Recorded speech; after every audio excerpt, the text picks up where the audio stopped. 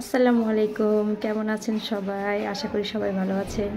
তো ভিডিওটা দেখেন, কেমন হলো অবশ্যই জানাবেন। এই দেখেন, আমি শিং মাছ ভুনা করব টমেটো দিয়ে। তো এটাকে লবণ দিয়ে মাখিয়ে রাখছি, তো এটা ভাজবো না। আর এদিক দিয়ে সিম আলু ভর্তা করবো, এই যে পেঁয়াজ আর ধনেপাতা কেটে রাখছি। তো এই যে সিম আর আলু সিদ্ধ হয়ে গেছে, তো এটা পুরা করে নামাই নিয়ে আসলাম। এই দিয়ে কড়াইয়ের ভিতরে তেল গরম হয়ে গেছে, পেঁয়াজ দিয়ে দিলাম। এখন এই পেঁয়াজটা ভাজা করব, আর কাঁচামরিচও দিয়ে দিলাম।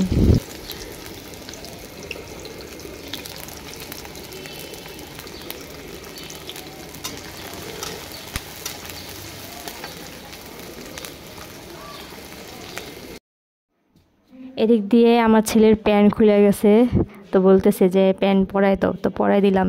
তো এই যে আমি রান্না করতেছি, আমার মেয়েকে নিয়ে কোলের মধ্যে সবসময় নিয়ে এরকম করে রান্না করা লাগে, সকালের নাস্তা দুপুরে রান্না সবই করা লাগে কোলের ভিতরে নিয়ে। তো কি করব, বাচ্চাদের যন্ত্রণা। এই যে এদিক দিয়ে আমার পেঁয়াজ হয়ে গেছে ভাজা।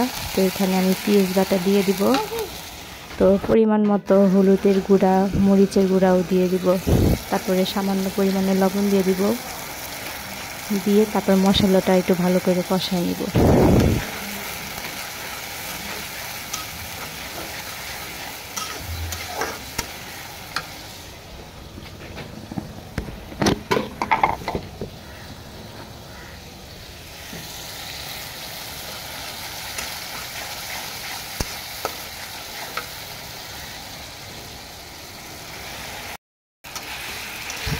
তো এই যে শিং মাছগুলো দিয়ে দিলাম, এটা এখন মশলার সাথে ভালো করে কষায় নিব।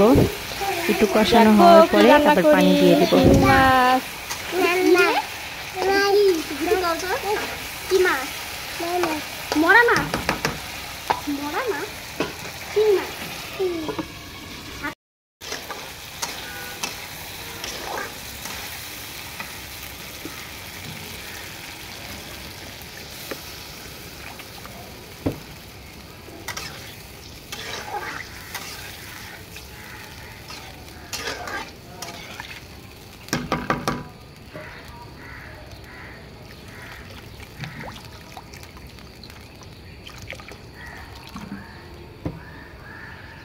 তো আমাদের গ্যাসের লাইনটা আগে ঘরেই ছিল, এখন বাহিরে যায় না, রান্না করা লাগে। তো অনেক মানুষ রান্না করা হয়, তো সিরিয়াল পাওয়া যায় না, তাই একটু দেরি হয় রান্না করতে। তো তরকারি আমি ঢাকনা দিয়ে ঢেকে দিলাম, তারপরে আবার কতক্ষণ পরে আইসা দেখি বলক আইসা পড়ছে চুলায়। তো একটু জিরা ভেজে নিলাম, এটাকে এখন আমি ফাঁকি করব।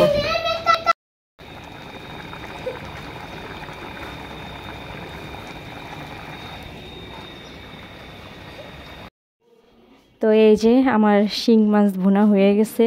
তো কেমন হলো অবশ্যই জানাবেন, কোনো কিছু ভুল হলে অবশ্যই ক্ষমা দৃষ্টিতে দেখবেন।